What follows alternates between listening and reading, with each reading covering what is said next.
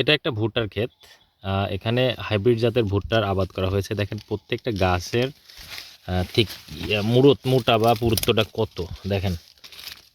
আমি হাত দিয়ে যদি ধরি তাহলে মোটামুটি এই পজিশনে আসে। হ্যাঁ, তো ম্যাক্সিমাম গাছে একই অবস্থা। প্রত্যেকটা গাছে দেখেন একদম সমান।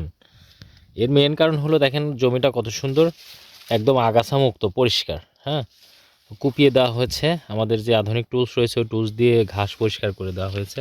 প্রত্যেকটা লাইনে একদম এরকম ক্লিয়ার। এবং উপর থেকে যদি দেখানোর চেষ্টা করি, এটা একটা অনেক বড় ক্ষেত। গাছের হাইট ভালো আছে দেখেন একেবারে, মানে এখন এর মোচা বেরোনোর সময় হয়ে গেছে।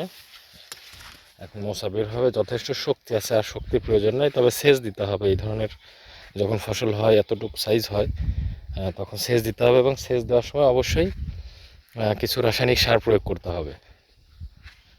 খুব সুন্দর হয়েছে এই ভুট্টাটা, এবছর এই মাঠের মধ্যে সব থেকে সেরা ভুট্টা হবে আশা করছি।